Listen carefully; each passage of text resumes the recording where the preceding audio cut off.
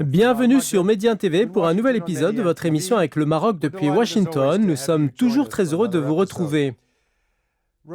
Les relations entre Washington et Riyad se détériorent sur fond de rivalité internationale.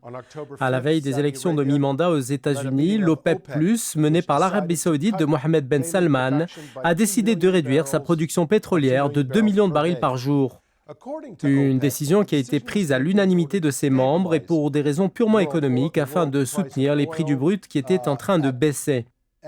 L'administration Biden a réagi avec colère à cette décision qui constitue un véritable camouflet pour le président américain. Celui-ci a prévenu qu'il y aurait des conséquences à cette décision de l'OPEP+. Les responsables américains ont crié au loup dans des termes rarement aussi peu diplomatiques, accusant Riyad d'avoir fourni un soutien inopiné à la Russie dans sa guerre contre l'Ukraine. Du côté du Congrès américain, des parlementaires démocrates ont aussitôt réclamé un gel des ventes massives d'armement de l'Arabie Saoudite, qui est l'un des plus importants bénéficiaires de l'aide militaire américaine dans le monde. Dans l'épisode d'aujourd'hui, nous reviendrons sur cet événement et ses répercussions sur le Moyen-Orient et l'économie mondiale. Nous essaierons d'analyser pourquoi l'OPEP+ a pris une telle décision maintenant et quelle sera la réaction américaine. Pour faire le point sur ce dossier, j'ai le plaisir d'accueillir aujourd'hui deux spécialistes du Moyen-Orient et de la coopération saoudo-américaine sur la question de l'énergie. Notre premier invité est le Dr Jean-François Seznec, expert principal à l'Atlantic Council Global Energy Center, l'un des plus grands centres d'études énergétiques. Il est également professeur adjoint à l'Université de Georgetown et à la School of Advanced International Studies de l'Université Johns Hopkins. Il co-gère le Lafayette Group, une société de conseil en investissement sur les marchés pétroliers. Nous serons également rejoints en deuxième partie de cette émission par notre ami Jason Greenblatt, avocat et investisseur international. Il a été le représentant spécial des États-Unis pour les négociations internationales sur le conflit israélo-palestinien de 2017 à 2019 et avec Jared Kushner a été responsable de l'élaboration du plan de paix pour le Proche-Orient. Monsieur Greenblatt vient de publier un nouvel ouvrage intitulé « In the Path of Abraham » qui évoque le sujet de la paix au Moyen-Orient selon l'approche de Donald Trump. Messieurs, soyez les bienvenus, mais tout d'abord, commençons la discussion avec notre chroniqueur George Landrith. George, ravi de vous revoir. En fait, je me suis longtemps concentré sur les relations américano-saoudiennes, mais cette escalade politico-médiatique provoquée par cette décision de réduction des quotas de production pétrolière m'a rappelé notre réaction en 1973, pendant le premier choc pétrolier ou pendant les événements du 11 septembre. Alors, pourriez-vous nous expliquer ce qui s'est dit sur le Royaume cette fois-ci et pourquoi nous sommes si en colère aux États-Unis? Absolutely. Well, I think there's a lot of frustration because gas prices are high and there's, nerves are frayed thin because of economic difficulties. And so, bien évidemment, il y a beaucoup de grogne sur la hausse des prix du pétrole. Partout dans le monde, les gens expriment leur mécontentement face à cette crise purement économique. Je pense que les Américains ont mal reçu la nouvelle car cela engendre une hausse continue des prix et cela est désagréable pour eux. Mais franchement, je ne sais pas s'il y a d'autres raisons. D'ailleurs, notre politique énergétique a contribué à créer ces situations difficiles. Si je comprends les raisons de cette grogne, je ne pense pas non plus que l'Arabie saoudite soit tout à fait responsable. Je ne défends pas le royaume saoudien, mais je crois que la péninsule arabique ne peut pas systématiquement faire passer les intérêts des États-Unis avant les siens. Je pense que nous sommes responsables de ce que nous sommes. Passons à Jean-François. Georges a dit que les Américains sont en colère parce que cette décision va provoquer une augmentation des prix du pétrole aux États-Unis.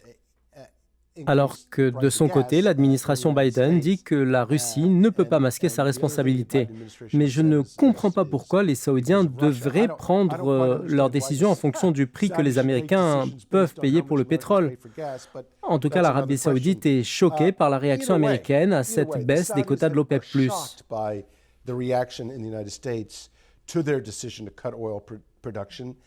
Selon les Saoudiens, cette réduction vise à assurer la stabilité des prix du baril.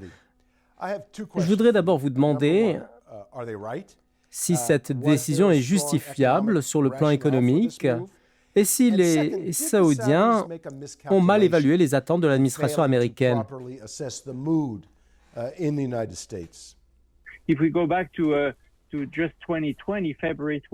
Alors, si nous remontons au mois de février de cette année, nous constaterons exactement le contraire.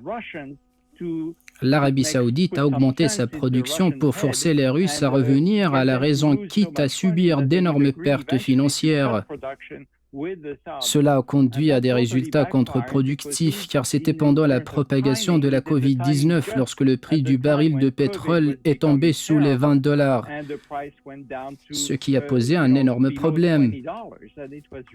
Aujourd'hui, c'est le contraire qui se produit, mais dans ce cas, il faut regarder la décision du point de vue saoudien, ce qui peut être compatible ou non avec la vision des États-Unis. Je pense qu'en fin de compte, il y a un élément qui sera important pour le Royaume d'Arabie saoudite, malgré sa demande de réduire la production de 2 millions de barils par jour. La réduction ne dépassera pas en réalité 600 000 barils ou 800 000 barils, car la plupart des pays producteurs de pétrole de l'OPEP ne pourront pas miser sur cette réduction, car leur production est actuellement inférieure au quota prescrit qui s'applique également à la Russie.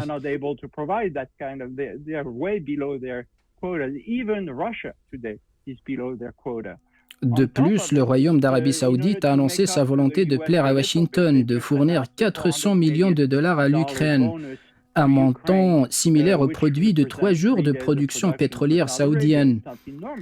Ce n'est pas énorme, mais cela a du sens, et certains ont peut-être compris que la décision de l'Arabie saoudite de réduire la production pourrait avoir un impact sur les élections américaines de mi-mandat le mois prochain. Donc, si les démocrates perdent ces élections, ce ne sera pas une mauvaise chose pour l'Arabie saoudite. Je pense qu'il y a un malentendu des deux côtés et cela ne s'améliorera pas de manière significative tant que certains des problèmes majeurs ne seront pas résolus.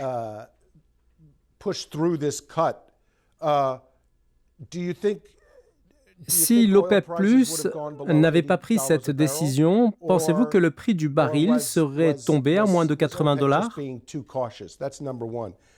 Selon vous, quelles seront les répercussions de cette décision à long terme? Nous avons remarqué que les réactions du marché aux fluctuations du pétrole n'étaient pas si violentes et que certains prix ont même baissé au cours des dernières semaines par rapport au mois précédent.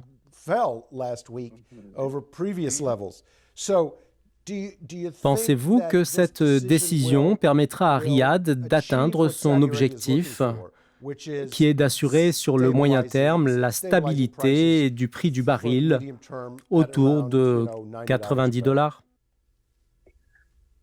Well, it may stabilize in the short run, in the sense that, Y aura-t-il une stabilité des prix du pétrole à court terme, dans le sens où offrir moins de pétrole incitera les acteurs du marché pétrolier à acheter plus en prévision de ce qui va se passer? D'un autre côté, le marché pétrolier est pris de panique face à la possibilité d'une dépression économique. Donc, comme je l'ai dit, le timing n'a pas bien fonctionné et vous m'avez demandé si le prix du baril de pétrole resterait en dessous de $80 si rien ne se passait.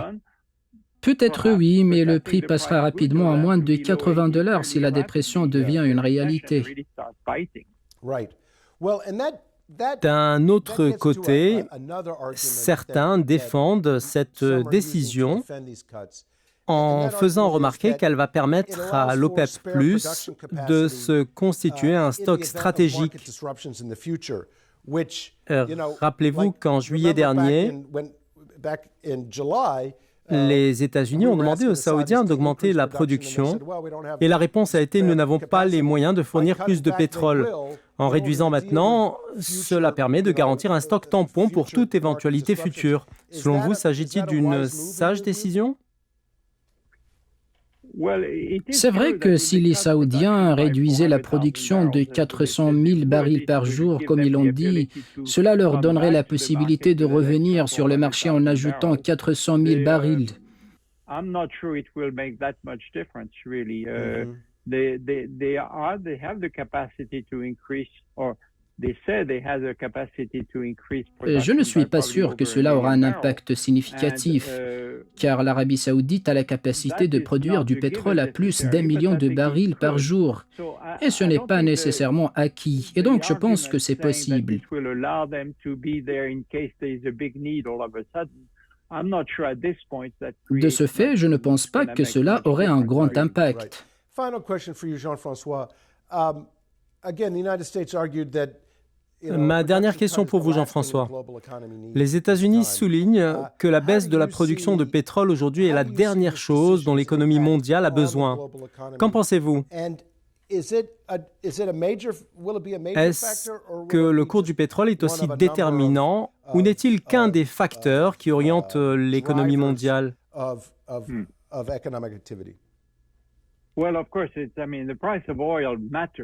Alors, bien évidemment, le prix du pétrole est très important car il affecte les prix de toutes les matières premières mondiales. Mais d'un autre côté, le montant de la réduction n'est pas énorme et les prix n'ont pas bondi très haut après la réduction.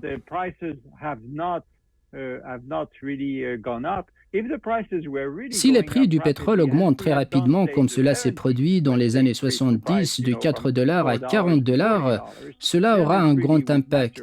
Mais si le prix du pétrole augmente d'un petit pourcentage ou diminue d'un petit pourcentage, cela n'affectera pas l'économie mondiale. Je pense que la crainte d'une dépression économique est un facteur beaucoup plus important que le prix du baril de pétrole. Parfait, Jean-François Seznec. Je rappelle que vous êtes analyste économique et expert des pays du Golfe. Nous sommes heureux de vous avoir eu aujourd'hui parmi nous. Nous allons maintenant faire une courte pause avant de nous retrouver pour accueillir Jason Greenblatt qui nous rejoint pour continuer d'analyser les répercussions politiques de cette décision. Restez avec nous.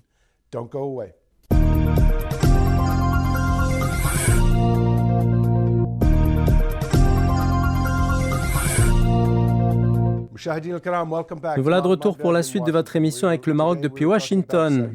Notre discussion porte aujourd'hui sur l'Arabie saoudite et les cours du pétrole. En visioconférence depuis le New Jersey, Jason Greenblatt nous fait aujourd'hui l'honneur de participer à cette émission. Merci Jason d'avoir accepté notre invitation. En fait, nous adorons vos contributions dans ce programme. Tout d'abord, que pouvez-vous dire de l'impact de cette crise sur les relations américano-saoudiennes? I think the crisis, and I wouldn't use such a strong word when President Biden entered office, but I think the friction is probably the better word, started when President Biden disrespected Saudi Arabia, disrespected the Crown. Alors personnellement, je ne vais pas utiliser le mot crise, mais j'utiliserai plutôt le mot friction. En fait, le président Biden a rendu visite à l'Arabie saoudite dans l'espoir d'une réforme. Comme nous le voyons aujourd'hui, la situation n'équivaut pas à une crise. C'est vrai que le président Biden a sapé les relations avec les pays de la région, mais pas dans la mesure où cela s'est produit avec l'Arabie saoudite. Permettez-moi de citer un extrait de l'article que vous venez de signer sur le site de CNN. Je vous cite. Alors que la décision de l'OPEP+ nuit aux États-Unis, nous ne pouvons pas ignorer que ces pays ont leurs propres intérêts et stratégies nationales. L'Arabie saoudite, les Émirats arabes unis et d'autres pays ont leurs propres problèmes. Nous n'avons pas le droit de leur dire « oubliez vos intérêts et vendez-nous vos ressources naturelles à bas prix ». Fin de citation.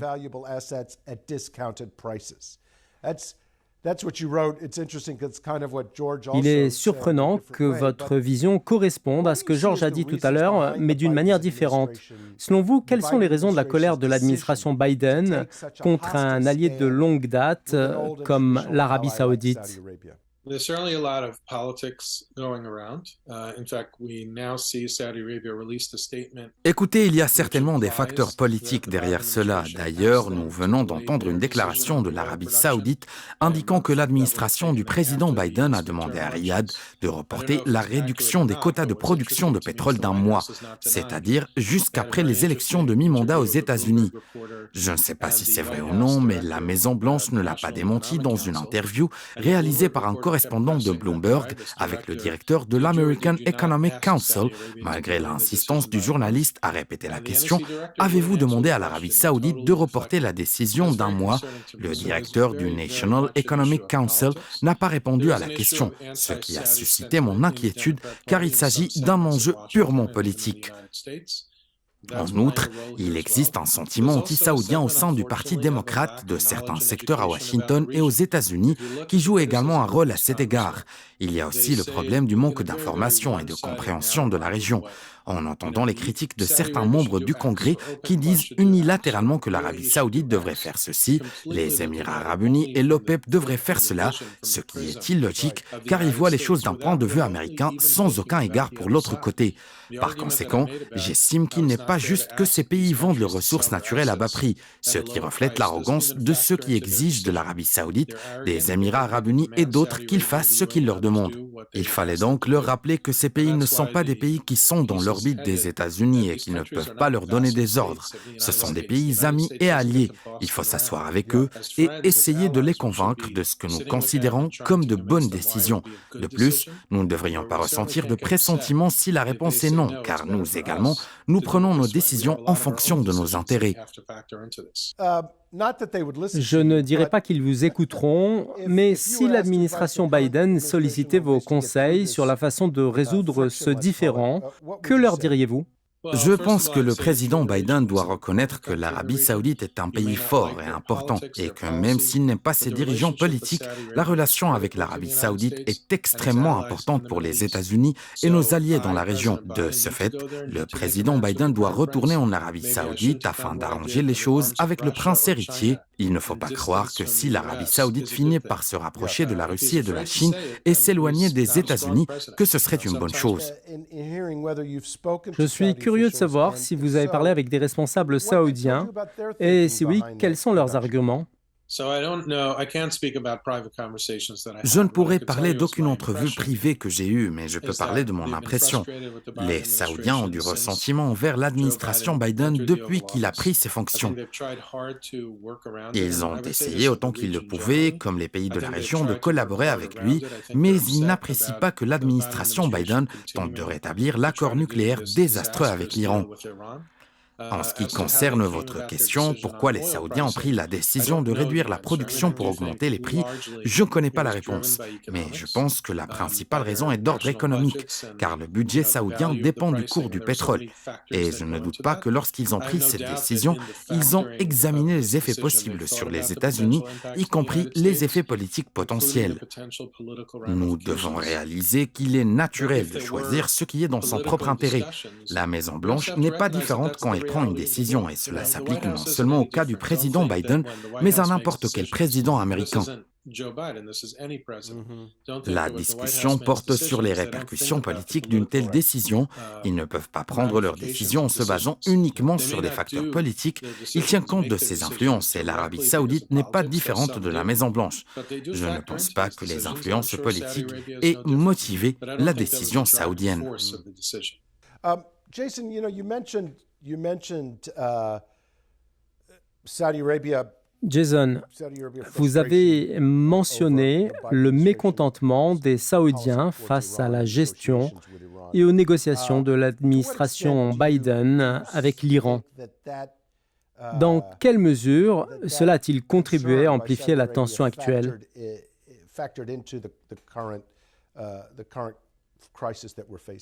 I think it made it worse in a big way, and not just for Saudi Arabia, certainly for Israel, the UAE, and others in the region. Je pense que cela a considérablement aggravé les relations, non seulement avec l'Arabie saoudite, mais aussi avec Israël, les Émirats arabes unis et d'autres pays de la région.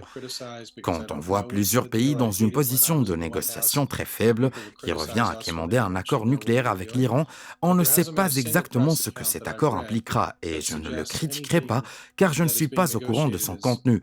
Mais il n'y a pas une seule conférence de presse que j'ai suivie qui n'ait pas clairement indiqué que tout ce qui avait été négocié était plus faible et moins durable et conduirait l'Iran à obtenir une arme nucléaire et à en tirer une grosse somme d'argent qui serait dépensée pour soutenir le terrorisme partout dans le monde et au Moyen-Orient en particulier. Cela crée un sentiment inhabituel dans la région.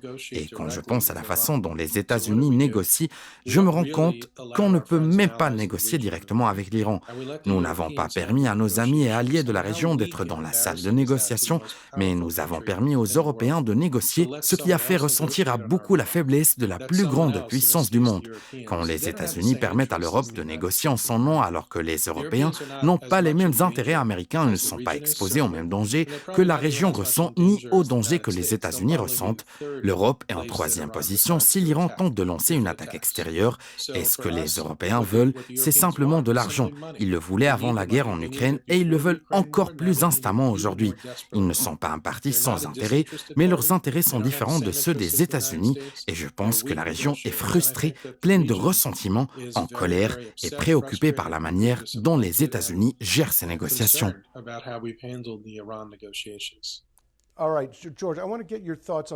George, j'aimerais vous demander votre point de vue sur ce que Jason vient d'évoquer à propos de l'importance de l'Arabie saoudite et du choix de l'administration Biden de s'éloigner d'un allié aussi majeur dans une région extrêmement importante. Pourquoi avons-nous échoué sur ce dossier? There was a time when Saudi Arabia was important to America because it was the preeminent oil producer. But I think as time has gone on, they've become important because they became an active ally in the fight against terrorism. Alors, à une époque, le Royaume d'Arabie saoudite était considéré comme un pays très important pour les États-Unis parce qu'il était le principal producteur de pétrole. Et avec le temps, ce pays est devenu un allié crucial et essentiel pour la lutte contre le terrorisme, car il était à l'avant-garde de la confrontation contre l'Iran. Et ce dernier, comme nous le savons, est le parrain du terrorisme international. Le Royaume a également aidé d'autres pays à rejoindre ce groupe et certains de ces pays n'auraient peut-être pas voulu s'allier avec nous sans l'Arabie saoudite. L'importance du Royaume d'Arabie saoudite s'est également accrue après les événements du 11 septembre pour mobiliser la région contre les forces de déstabilisation. Et bien sûr, l'Iran et l'Irak étaient en première ligne. Nous devons comprendre qu'il y a des points de désaccord entre nous sur le style, mais au final, nous devons absolument les reconnaître comme des alliés.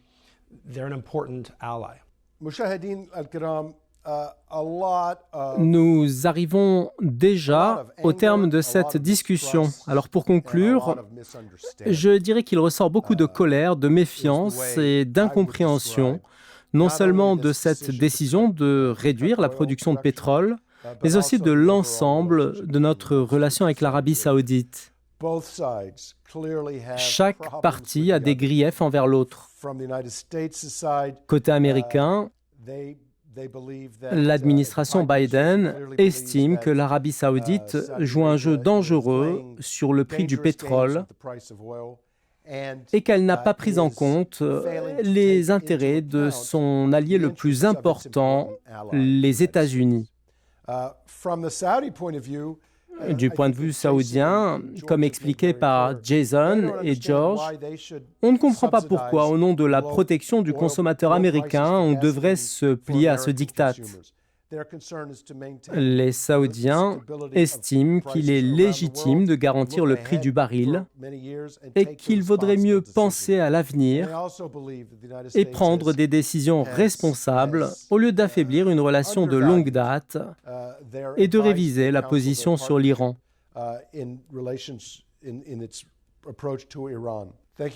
Merci George, merci également à nos deux invités, Jason Greenblatt et Jean-François Seznec. Merci à vous pour votre attention et rendez-vous la semaine prochaine. À bientôt.